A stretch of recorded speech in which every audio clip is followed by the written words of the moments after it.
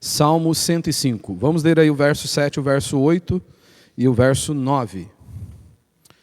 Ele é o Senhor, nosso Deus. Seus juízos estão em toda a terra. Ele sempre lembra para sempre da sua aliança, da palavra que ordenou para 1000 gerações, da aliança que fez com Abraão e do seu juramento a Isaque, e que ele confirmou a Jacó por meio do estatuto e a Israel por meio da aliança eterna. O Salmo 105, ele vai nos chamar, o salmista vai nos convidar a vivermos uma vida de louvor e gratidão a Deus, e ele vai trabalhar com a perspectiva do seguinte, do porquê eu e você devemos ter uma vida de louvor e gratidão a Deus. E ele vai trabalhar o seguinte, eu e você devemos ter uma vida de louvor e gratidão a Deus por conta da fidelidade de Deus, das promessas de Deus. Eu comecei pregando aqui no Salmo 103 na quarta-feira. O Salmo 103 é um salmo de Davi, provavelmente o Salmo 104 também seja de Davi.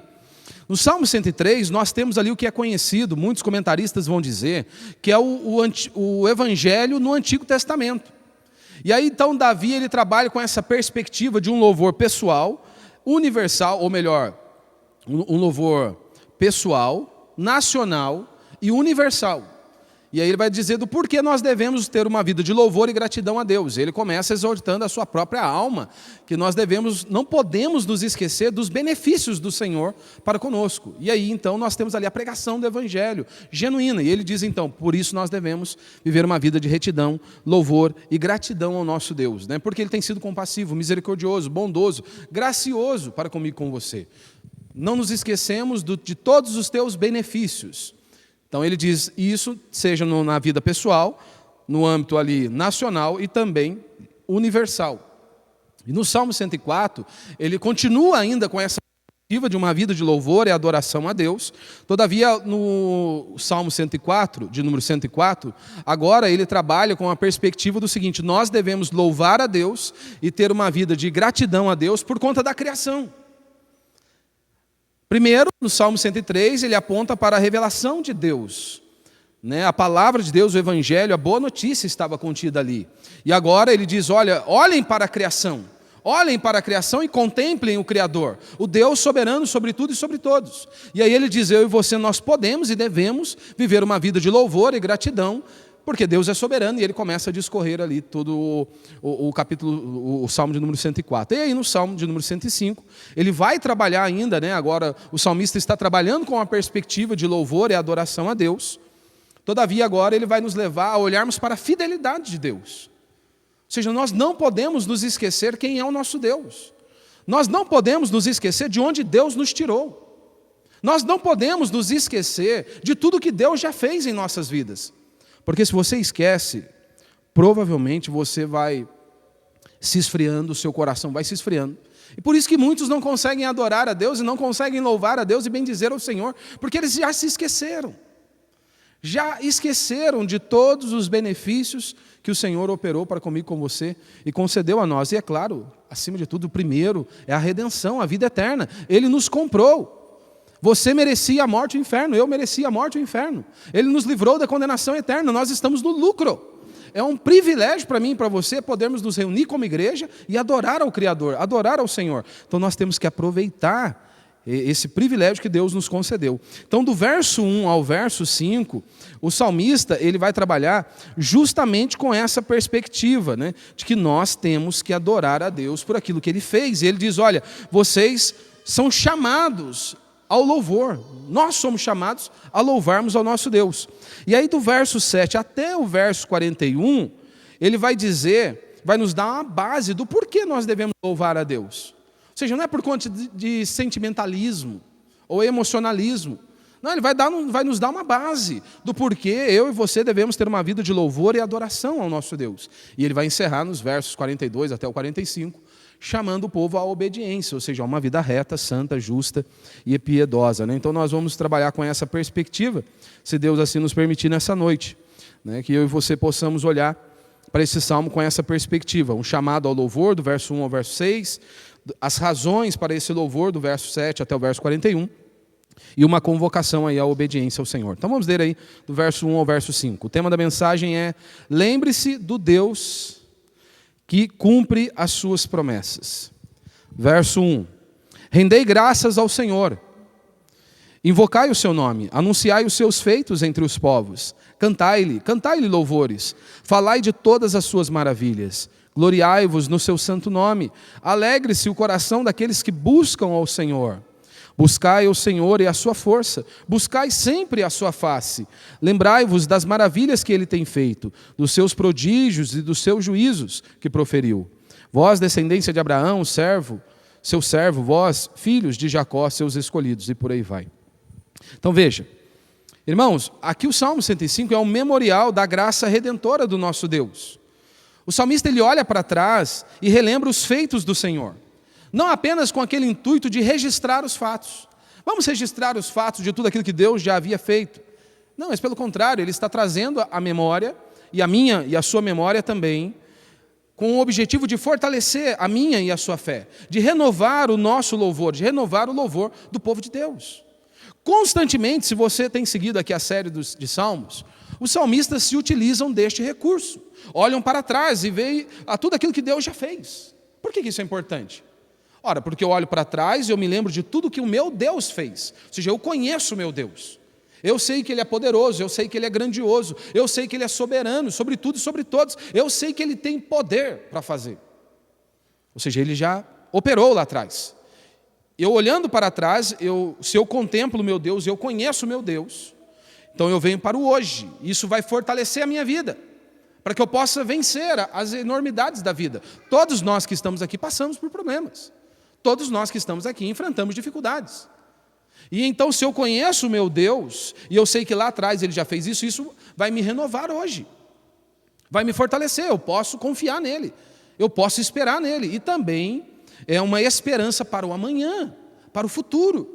De saber que este Deus soberano sobre tudo e sobre todos é o Deus que continua guardando o seu povo. É o Deus que continua sustentando o seu povo e provendo na vida do seu povo. Então o objetivo do salmista aqui não é apenas registrar os fatos, mas é também fortalecer a fé e renovar o louvor do povo de Deus. Porque, meu irmão, um povo sem memória é um povo sem esperança. Às vezes os anos se passam e você já se esqueceu de tudo que Deus fez. Às vezes você está caminhando aqui já há algum tempo e muitas vezes nós nos esquecemos de onde Deus nos tirou, do que Ele nos livrou. Nós achamos que uma igreja bíblica nós encontramos em qualquer lugar. Essa é a coisa mais doida que se existe. Nem todo lugar que diz abrir a Escritura nós podemos chamar de casa de oração. Não, muitos lugares são chamados de sinagogas de Satanás. Porque abrir um texto e citar um texto, até Satanás fez isso, meu irmão. Até Satanás fez isso e com precisão. Melhor do que muitos líderes religiosos. Então, muitas vezes você pode estar caminhando e nós não somos a melhor, não. Pode ter certeza. Quem diz, nós somos a igreja, não, nós somos um fragmento do povo de Deus.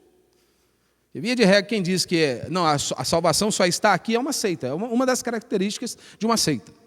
Mas nós fazemos parte do povo de Deus que está esparramado aí por todo o mundo. Eu disse isso lá em Lorena de manhã.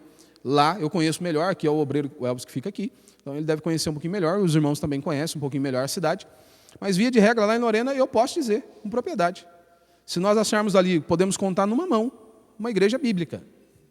E aí, muitas vezes, você tem uma igreja bíblica próximo a você, e não há nenhum problema você frequentar uma igreja próxima à sua casa, desde que ela seja bíblica.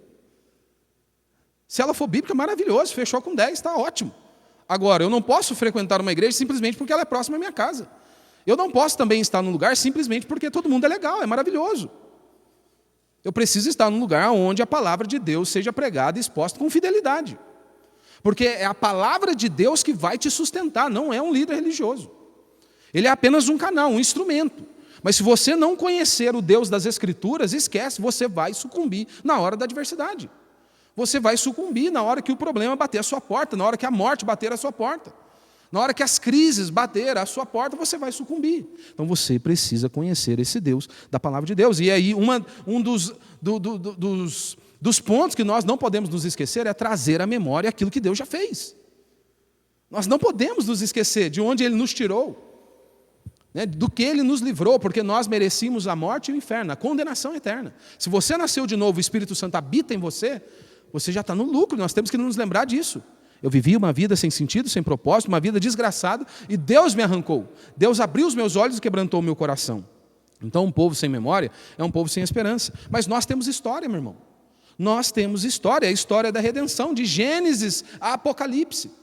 Aponta para o Messias, para o Criador, ou seja, para o Messias, o nosso Salvador, aquele que viria para pagar o preço por conta dos nossos pecados. Então o salmista, aqui no Salmo 105, ele está chamando a mim e a você a olharmos, e eu e você deveríamos meditar neste salmo com um olhar de gratidão, de fé e de obediência.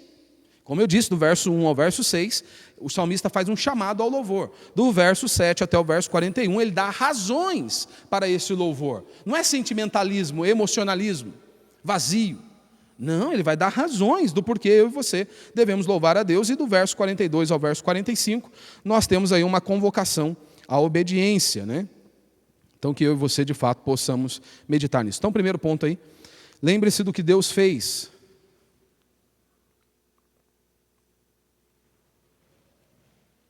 Que foi esses versos que nós acabamos de ler, mas mais uma vez.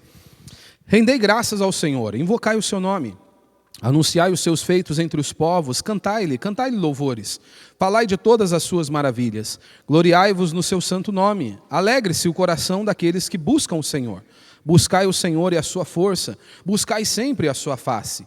Lembrai-vos das maravilhas que ele tem feito, dos seus prodígios e dos juízos que proferiu. Então, se você prestou atenção aqui na leitura, o Salmo começa com uma explosão de imperativos. O Salmo começa dizendo, olha, o salmista diz, deem graças, proclamem, cantem, falem, exultem, busquem, lembrem-se. Ou seja, esses verbos mostram como o povo da aliança deve viver diante de Deus. Como eu e você devemos nos apresentarmos diante do nosso Deus. O salmista diz, alegrei-me quando me disseram, vamos à casa do Senhor. Você saiu da sua casa com esse coração? Espero que sim. Alegrei-me quando me disseram, vamos à casa do Senhor. Porque muitas vezes o nosso coração se enche de alegria, de esperança, quando nos convidam para um banquete. Quando nos convidam para ir ao shopping, a uma festa, então nos alegramos. Mas muitas vezes para virmos para um culto como esse, onde nós vamos meditarmos na palavra do Senhor, sermos exortados por ela, muitas vezes não há essa alegria, então nos falta contemplação. Contemplarmos o nosso Deus. E o salmista está dizendo, como o povo, o filho de Deus, deve se apresentar diante dele. Como que nós devemos nos achegar a ele? E ele diz, cheios de gratidão, cheios de alegria e também de testemunho, testemunhando os grandes feitos e as grandes obras do nosso Deus. Então o louvor aqui não é um mero sentimento. O louvor aqui é uma resposta consciente à aliança de Deus. Ou seja, ao nosso Deus. Porque nós procuramos cantar canções que sejam bíblicas, que exaltem o nome do nosso Deus. A canção não é para te agradar, a canção não é para me agradar. Porque o culto, não podemos nos esquecer, o culto é para Deus. Então nós, como povo do Senhor, fomos chamados para sairmos dos nossos lares, adorar ao nosso Deus.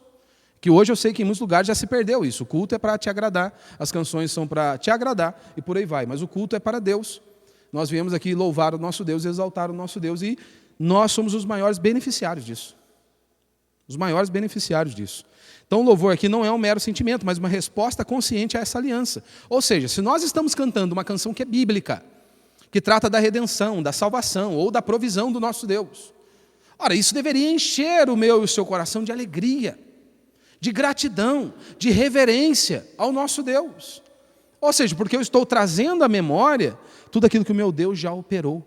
Ou eu estou trazendo à memória quem é o meu Deus, grandioso, soberano, poderoso. Então louvar é lembrar o que Ele fez e proclamar também quem Ele é.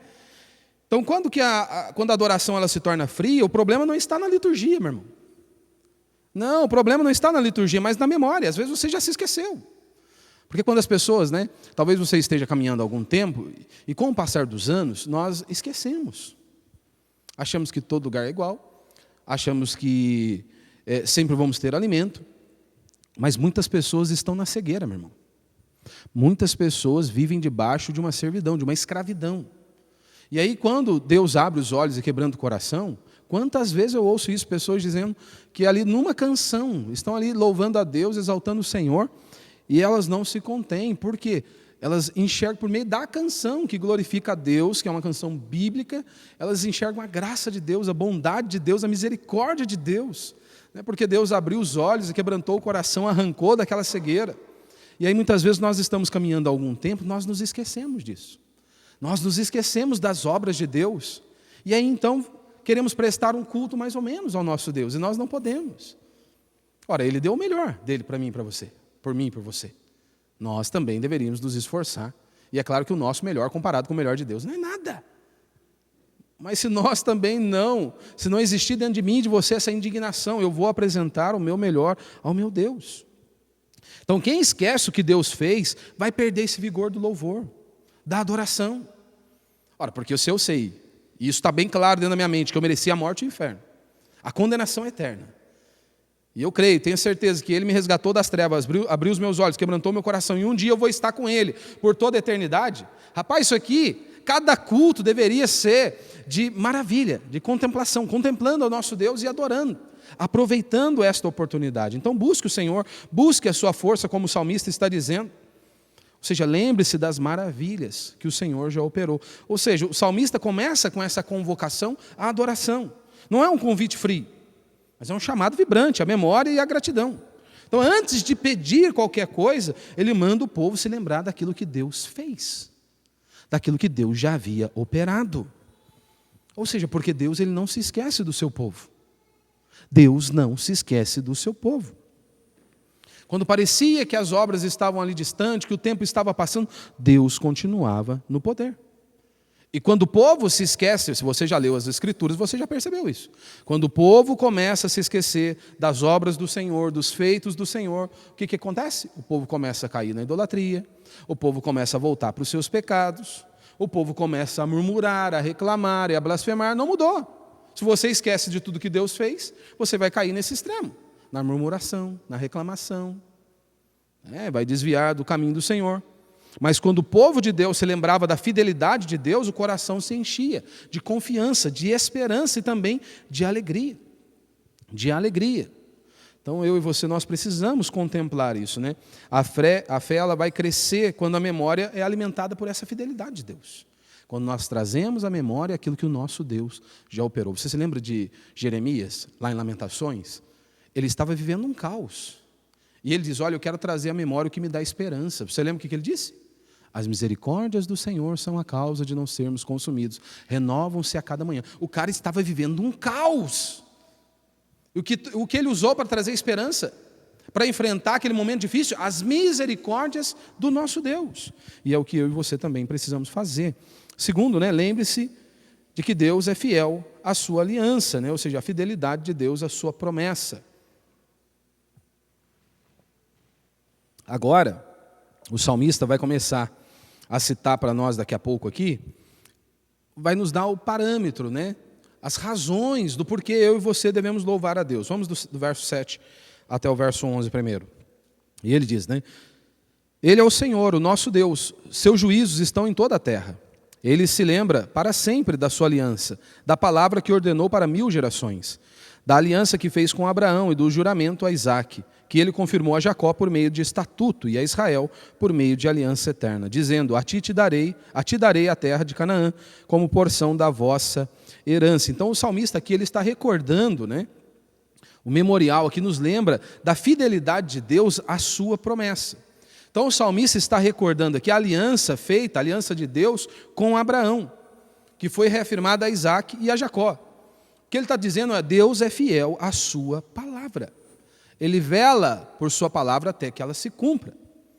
E aí você tem que tomar muito cuidado, porque em muitos lugares você tem um profetinho ali dizendo, diz que fala em nome de Deus, e aí o negócio não acontece, você fica bravo com quem? Com Deus. Não é com a mula que falou, não. Não, Deus ele vela sobre a palavra dele, aquilo que ele disse. Ele vela sobre a sua palavra. Agora, o que dá na cabeça de muitos? Não, Deus tem um compromisso com a sua palavra. Ou seja, ele cumpre o que promete. E muitas vezes não é no tempo que você quer, não é no tempo que eu quero. Deus trabalha no tempo dele. Ele é Deus. Eu e você, nós não somos Deus. Nós não somos Deus. E não se engane, eu e você, nós queremos dar ordem para Deus constantemente. Nós somos tentados a isso. Nós queremos ensinar a Deus como deve trabalhar. Não é isso? Quando você começa a orar? Aí você começa a ficar inquieto, porque faz 3 dias já que eu estou orando. E Deus ainda não fez. 3 dias já estamos bravos com Deus, Então nós temos, o salmista está trazendo isso à memória, Deus ele nunca se esquece daquilo que ele promete. Ele se lembra. Ele se lembrou de Abraão, de Isaac, de Jacó, do seu povo lá no Egito. Mesmo quando o tempo parecia ser longo demais, a promessa não morreu. Deus estava ali no controle. Muitas vezes eu e você podemos estar orando por algo há anos, meu irmão. Por isso que nós temos que orar e dizer, Senhor, faz a tua vontade. A vontade de Deus, ela é boa, perfeita e agradável. Eu e você, nós não sabemos. Então, por isso, tudo nós devemos pedir a direção dele. O salmista diz, olha, o homem que teme o Senhor vai lhe dirigir os passos. Então, primeiro nós oramos e depois nós damos o passo. Não é o contrário. Damos o passo e depois nós oramos. Não. Primeiro nós oramos e depois nós damos o próximo passo. Depois nós clamamos. Nós temos que não podemos nos esquecer. Deus, Ele não se esquece dos seus filhos. Deus não abandona os seus filhos. Deus cuida dos seus filhos. Deus cuida da sua igreja. Deus protege a sua igreja. Deus protege o seu povo. Meu irmão, e a cruz é a prova de que Deus cumpre cada palavra dele.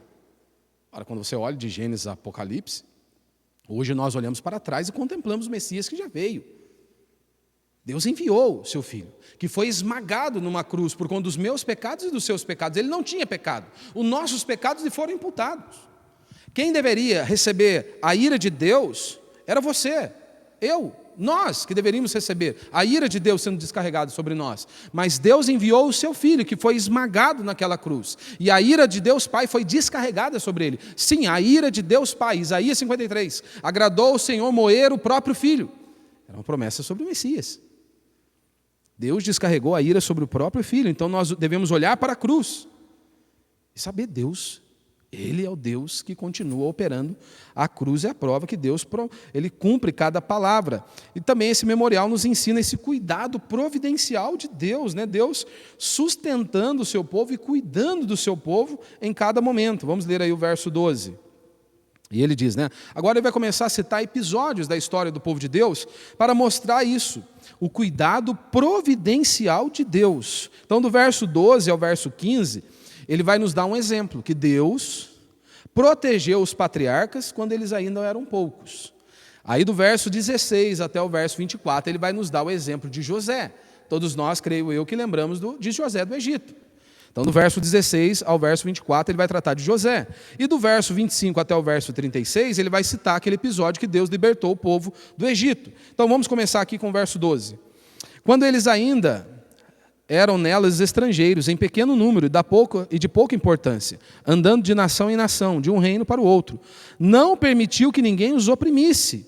E por amor a eles repreendeu reis, dizendo, não toqueis nos meus ungidos, e não maltrateis os meus profetas. Ou seja, ele está mostrando aqui Deus cuidando do seu povo, mesmo quando os patriarcas eram poucos, Deus estava ali, ou seja, com um cuidado providencial. Deus estava cuidando de cada detalhe. E agora ele vai citar o exemplo de José. Vamos ler aí o verso 16 até o verso 24.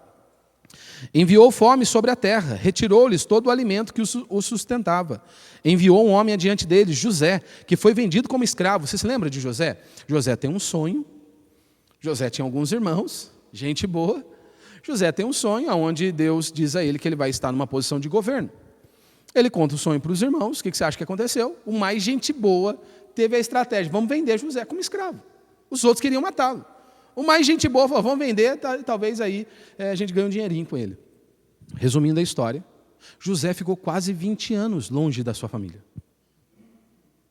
Se fosse você, quando ele vai se encontrar com seus irmãos, após 20 anos, né, ou seja, agora ele está numa posição de governo, o segundo homem mais poderoso ali daquele momento. Só que é interessante, antes dele chegar a essa posição, José estava na cadeia, meu irmão, na prisão. E sabe o que diz o texto? Na prisão, a mão do Senhor era sobre ele. Nós conseguimos contemplar isso? A mão de Deus sobre nós, quando nós estamos passando por adversidades, por problemas, por angústias. Agora, enxergar a mão de Deus, quando tudo está tranquilo, a saúde está intacta, sem problema na saúde, os filhos estão uma bênção. Aí é fácil dizer glória a Deus, louvado seja o nome do Senhor. E agora, quando nós, por um propósito infinitamente maior, porque o que aconteceu aqui?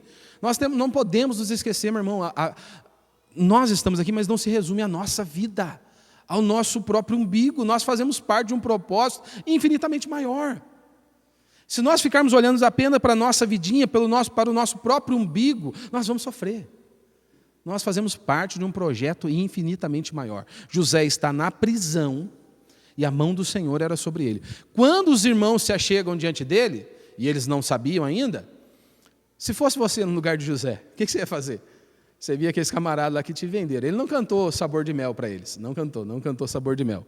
Mas, se fosse você, provavelmente, se pudesse, metia a mão na lata deles, não é? Seu sem vergonha. Não foi isso que José fez. Sabe o que José disse? Olha, quando ele se revela ali, né? Aí ele disse ainda a eles, olha, não foi vocês que me mandaram para cá. Foi Deus. Deus tinha um propósito. Deus tinha um projeto. Acabou.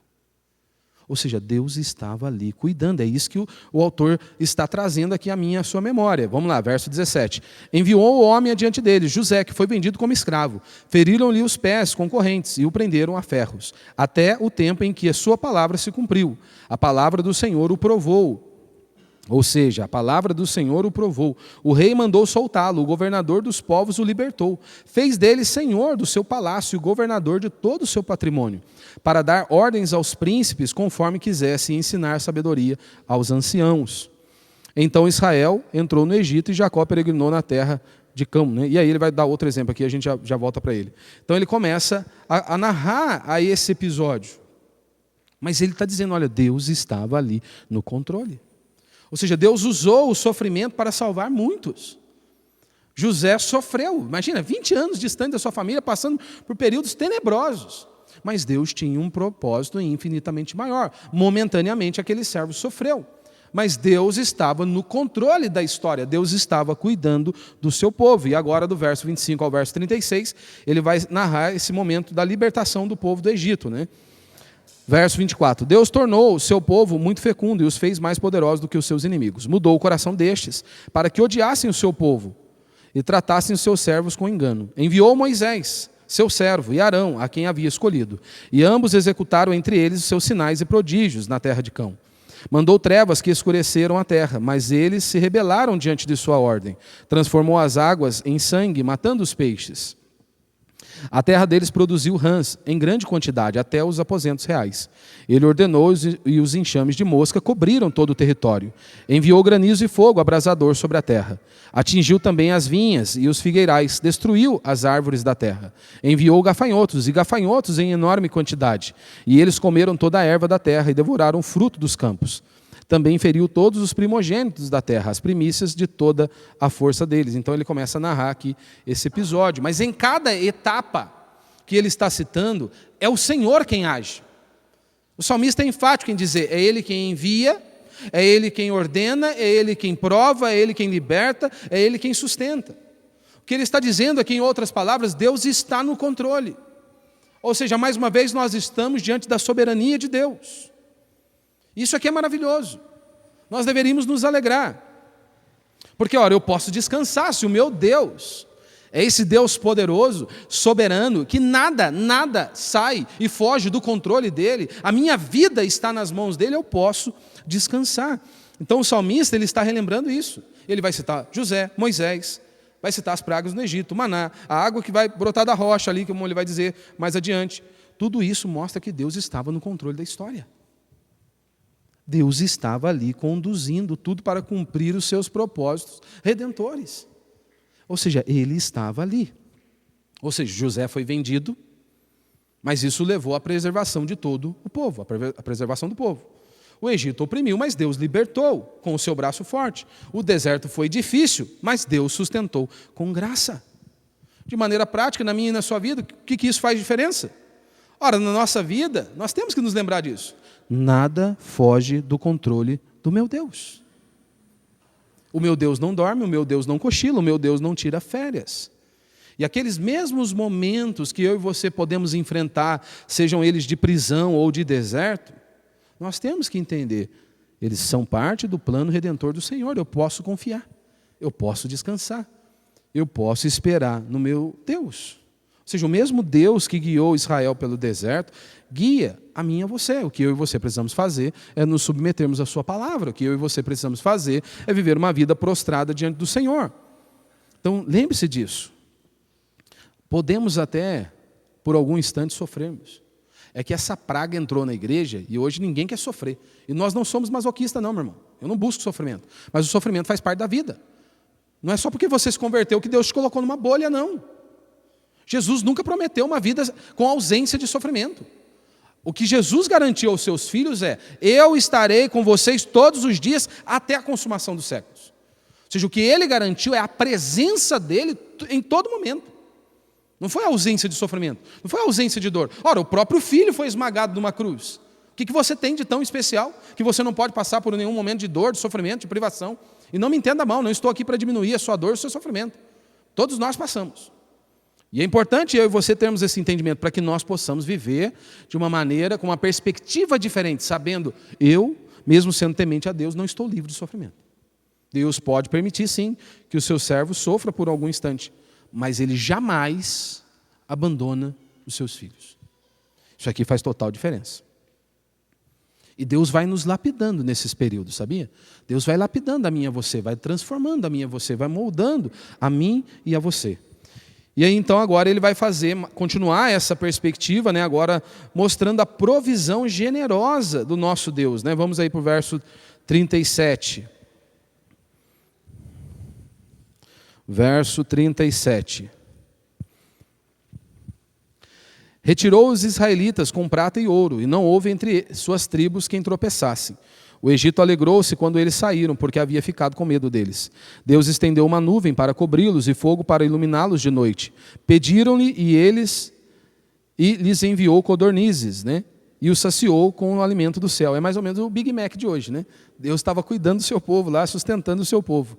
Partiu a rocha e dela brotaram águas, que correram como um rio pelos lugares áridos, né? Ou seja, aqui, que ele está mostrando aqui, seguindo a sequência, né? Deus tirou o seu povo do Egito, cheio de prata, de ouro, estendeu uma nuvem para cobri-los, como nós acabamos de ler, enviou o pão do céu, partiu a rocha e jorrou a água. Ou seja, o que ele estava mostrando aqui, em outras palavras, simplificando tudo que o salmista disse, meu irmão, Deus não apenas libertou o seu povo, Deus sustentou o seu povo. Ou seja, ele guiou o seu povo, ele alimentou o seu povo, ele protegeu o seu povo em todo instante. E nós não podemos nos esquecer. Deus continua sendo o mesmo, ele continua sendo aquele que protege o seu povo, que cuida do seu povo, que supre a necessidade do seu povo. E nós temos que aprender a orar todos os dias por isso. Você pode ter entrado aqui nesta noite passando por algum deserto, por alguns vales na sua vida. O que eu e você devemos fazer, o que nós devemos fazer todos os dias das nossas vidas é nos dobrarmos diante do nosso Deus e crer que Ele vai cuidar de nós. Porque, afinal de contas, nós podemos confiar nele, né? Ou não? Creio que nós podemos confiar no nosso Deus. Temos aí provas de sobra. O problema é que nós olhamos as histórias bíblicas, como de Jó, de José, nós ficamos maravilhados. Como que Deus fez? Como que Deus cuidou? Ora, mas eles também estavam vivendo a história. E foi preciso que eles confiassem em Deus. É o mesmo que acontece comigo e com você hoje. Nós olhamos para a história de Jó, já sabemos o fim. Sabemos o meio, sabemos que Deus estava orquestrando cada momento. E Deus estava ali a todo instante. Na nossa vida não muda, meu irmão. Nós também precisamos trabalhar com essa perspectiva. Lembrarmos de que Deus está ali no controle. E para encerrarmos, do verso 42 até o verso 45, né? Então lembre-se disso, né? A sua vida, nada na nossa vida está fora do controle do nosso Deus, né? Nada, nada. Vamos ler aí o verso 42, né? Agora ele convoca, né? Esse memorial convoca a obediência, mas é uma obediência grata ao nosso Deus. Obediência com gratidão, né? Por tudo aquilo que Deus fez. Jesus disse, olha, aquele que me ama guarda os meus mandamentos. Ou seja, é um deleite. Ou seja, se alegra, tem prazer em estar ali, em obedecer ao nosso Deus. Verso 42. Porque se lembrou da sua santa palavra e de Abraão, seu servo. Retirou o seu povo com alegria e seus escolhidos com cânticos de júbilo. Deu-lhes as terras das nações e eles herdaram o fruto do trabalho dos povos. Para quê? Ou seja, tudo isso que ele acabou de dizer, ele vai terminar com o objetivo do seguinte, para que guardassem os seus preceitos e obedecessem às suas leis. Aleluia, louvado seja Deus. Ou seja, o Salmo termina dizendo isso, né? Tudo isso aconteceu para que guardassem os seus decretos e obedecessem às suas leis, ou seja, obedecessem a palavra de Deus. Ele diz, louvado seja Deus. Que eu e você também, né? que nós possamos ser conduzidos nesta vida, uma vida santa, reta, justa, piedosa, uma vida de obediência ao nosso Deus. E para isso, meu irmão, não é na força do nosso braço. Eu e você, nós não conseguimos sozinhos, jamais. Por isso que a vida cristã, ela é diária, e é uma dependência diária do nosso Deus. Já levantamos pela manhã dizendo, Senhor, se a tua mão não for comigo, eu estou perdido. Fortalece, revigora-me, para que eu possa caminhar em novidade de vida. Então, meu irmão, lembre-se, Deus não apenas nos salva, Ele nos transforma, Ele vai nos transformando, nos lapidando. A história da redenção não é apenas para você admirar, mas é para você viver em aliança com Deus. Ou seja, com o Redentor, com o Rei dos Reis, com o Senhor dos Senhores. Jesus disse isso. Aquele que me ama, guarda os meus mandamentos.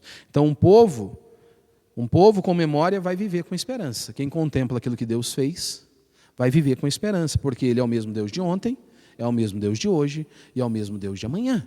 Se Ele cuidou do seu povo lá atrás, tem cuidado da sua igreja hoje, é Ele que vai nos levar seguros de volta para casa, né? E estaremos com Ele por toda a eternidade.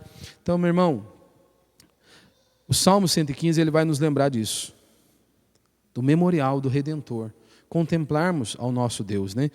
Nos chamando a essa fidelidade a Deus. Ele nos lembra que a salvação pertence ao Senhor, louvado seja Deus por isso, do início ao fim. Paulo diz que nós estamos em obra, aquele que começou a boa obra há de completá-la, né? Ou seja, a salvação pertence ao Senhor e é a obra exclusiva de Deus, do início ao fim. Outro ponto maravilhoso, nada pode frustrar os planos do nosso Deus. Ninguém é páreo para o nosso Deus. E isso é maravilhoso, porque nós podemos descansar, porque o nosso Deus não dorme, não cochila, não tira férias. Deus, Ele cumpre as suas promessas no seu tempo. Lembre-se disso, é no tempo de Deus. Não é no meu tempo nem no seu tempo.